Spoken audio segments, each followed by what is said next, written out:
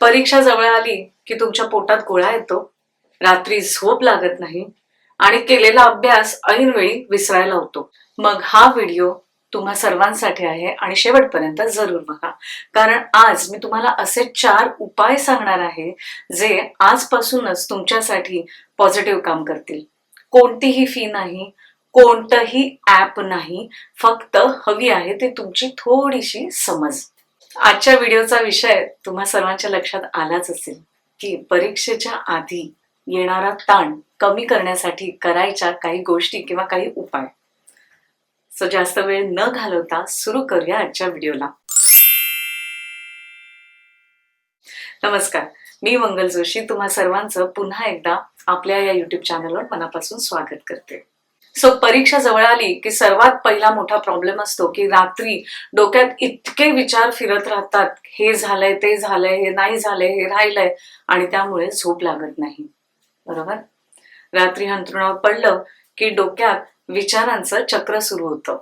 माझा सगळा अभ्यास झालाय की नाही, उद्या काय होणार, आणि या प्रश्नांमुळे झोपच उडून जाते.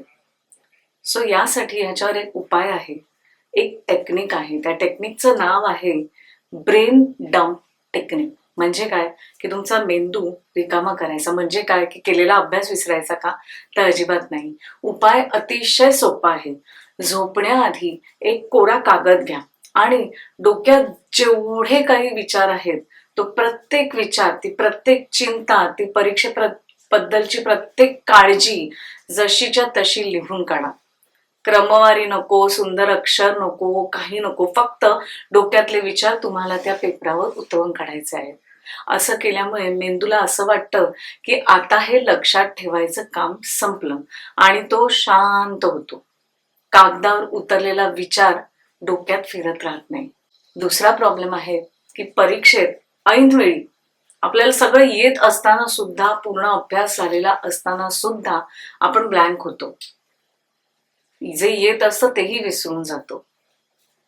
पेपर हातात येतो आणि मन आणि आपलं डोकं कोरं होतं. अभ्यास केलेला असताना पण आठवतच नाही. याला म्हणतात माइंड फ्रीज होणं. सो आपली दुसरी टेक्निक आहे, जो याच्यावरचा उपाय आहे, तो म्हणजे 2 मिनिट मेमरी डंप टेक्निक. ही टेक्निक वापरताना काय करायचं की पेपर मिळाल्या उत्तर लिहायला घाई अजिबात करायची नाही. पहिली 2 मिनिटं पेपर वाचून फक्त जो पेपर उत्तरपत्रिकेत आन्सर शीटवर जो आपल्याला एक रफ साईड दिलेली असते, तिथे तुम्हाला येत असलेले फॉर्म्युलाज, म्हणजे काही मुद्दे असतील जे पटापट आठवत आहेत, ते लिहून काढा. अख्खं नाही, फक्त कीवर्ड्स. ओके. सो ही माहिती डोक्यातून बाहेर आली की ती तुम्हाला सतत दिसते आणि जो मेंदूचा फ्रीजिंग पिरियड असतो तो संपतो. मेंदू फ्रीज होत नाही.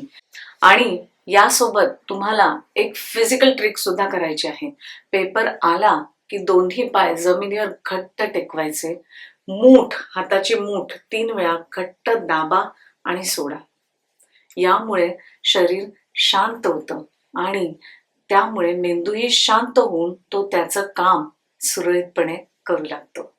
आता वळूया तिसऱ्या प्रॉब्लेमकडे. आपल्याला दुसऱ्यांशी तुलना करण्याची खूप सवय असते. सगळ्यांचा अभ्यास झालाय, माझा झाला नाही, हे राहिले, ते राहिलंय. हा जो तिसरा प्रॉब्लेम आहे तो सगळ्यात जास्त घातक आहे. कंपॅरिझन. परीक्षेच्या आदल्या दिवशी एक्झाम ग्रुप असेल, क्लासेसचा ग्रुप असेल, स्कूल ग्रुप असेल, व्हॉटएव्हर, कुणी ना कुणीतरी काही ना काहीतरी म्हणतच असतं.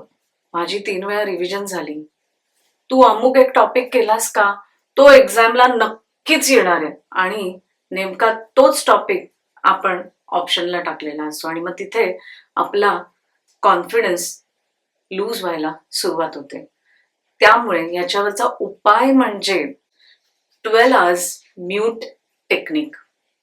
परीक्षेचे आधीचे शेवटचे 12 तास एक्झाम रिलेटेड असलेले सगळे WhatsApp group, college, tuition, school, whatever जे काही असेल ते सगळे ग्रुप्स म्यूट करायचे. कोणाचा किती अभ्यास झालाय हे जाणून त्याने आपल्या मार्क्समध्ये काहीच फरक पडणार नसतो, राईट? उलट आपल्याला भीती वाटत राहते, याचं हे झालंय, त्याचं ते झालंय, मी तर ऑप्शनला टाकलंय. त्यामुळे कायम लक्षात ठेवा, प्रत्येकाची गती स्पीड वेगळा. आपल्याला कुणाच्याही रेसमध्ये पळायचं नाहीये. तुमचा पेपर, तुमची तयारी, तुमची गती. ओके. नेक्स्ट आणि सर्वात शेवटचा प्रॉब्लेम म्हणजे शेवटच्या क्षणी सगळं शिकायची, वाचायची घाई असते आणि आपण पॅनिक मोडवर जातो. आदल्या रात्री वाटतं अजून खूप काही करायचं राहिलंय आणि नवीन नवीन टॉपिक्स आपण उघडून बसतो. हीच सगळ्यात मोठी चूक आहे आणि याच्यावर उपाय म्हणजे स्मार्ट रिव्हिजन टेक्निक, जी काही नवीन नाहीये. फक्त रिवाइज करायचं, फक्त रिव्हिजन करायची. हा एक नियम तुम्ही प्रत्येक परीक्षेसाठी पक्का करा. परीक्षेच्या आदल्या दिवशी एकही नवीन टॉपिक शिकायचा नाही. फक्त जे आधी केलंय त्याची रिव्हिजन करायची. कागदावर 3 कॉलम्स बनवा. जे परफेक्ट येत आहे ते, जे थोडंसं येत आहे आणि जे येतच नाहीये. वेळ फक्त मधल्या रकान्याला द्यायचा आहे. जे थोडं थोडं येतंय पण अजून पक्क झालेलं नाहीये, अजिबात येतच नाहीये, ते आता पुरेसं सोडून द्या. ते एका रात्रीत तसंही जमणार नाही. उलट जास्तीत जास्त गोंधळ उडेल. तर आज आपण 4 गोष्टी शिकलो. परत एकदा रिवाइज करूया. परीक्षेच्या दिवसात रात्री झोपण्याआधी ब्रेन डंप टेक्निक. डोक्यातले सगळे विचार, सगळे प्रश्न कागदावर लिहून काढणे. परीक्षेच्या दिवशी पेपर हातात आल्यावर मेमरी डंप टेक्निक. जे काही तुम्हाला आठवतंय, फॉर्म्युलाज, डेफिनेशन, व्हॉटएव्हर, जे काही असेल ते रफ वर्क मध्ये पटापट लिहून काढणं. परीक्षेच्या शेवटच्या 12 तासाची ग्रुप्स म्यूट टेक्निक. त्यामुळे कंपॅरिझन बंद होतं. आणि परीक्षेच्या आदल्या दिवशी स्मार्ट रिव्हिजन टेक्निक. नवीन काहीही शिकायचं नाही, फक्त रिव्हिजन. आणि एक गोष्ट तुम्हाला अतिशय मनापासून सांगते, परीक्षेच्या आधी ताण येणं ही काही कमजोरी नाही. तो ताण प्रत्येकाला येतो. अगदी सगळ्यात हुशारातला हुशार मुलगा सुद्धा असला ना तरी सुद्धा. फरक एवढाच आहे की त्याला हाताळायचं कसं हे ज्याला कळतं तो परीक्षेच्या वेळीही शांत राहतो. आपण रात्रंदिवस मेहनत केलीये. आता स्वतःवर फक्त थोडा विश्वास ठेवा. एका वेळी एक प्रश्न, एका वेळी एक पाऊल, एवढंच पुरेसं आहे. मी जो काही अभ्यास केलाय तो माझ्यासाठी पुरेसा आहे. माझी तयारी पुरेशी झालेली आहे. हे मी तुम्हाला आठवण म्हणून सांगते. गरज पडली की हा व्हिडिओ पुन्हा बघा. हा व्हिडिओ जर तुम्हाला सुद्धा उपयोगी वाटला असेल तर तुमच्या त्या मित्रांना नक्की पाठवा ज्याला सध्या याची सगळ्यात जास्त गरज आहे. कारण तुमचा हा एक शेअर त्याचा पूर्ण दिवस बदलेल. अशाच वेगवेगळ्या विषयांवर, आयुष्यातल्या छोट्या छोट्या गोष्टींवर सोपे आणि प्रॅक्टिकल व्हिडिओज बघायचे असतील तर मंगल संस्कार चॅनलला आत्ताच सबस्क्राईब करून ठेवा आणि बेल आयकन नक्की दाबा, म्हणजे पुढचा व्हिडिओ चुकणार नाही.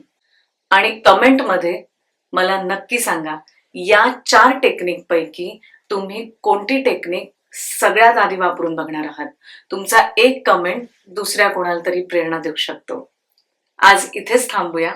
भेटूया पुढच्या व्हिडिओमध्ये. तोपर्यंत काळजी करू नका, काळजी घ्या आणि सतत हसत राहा. नमस्कार.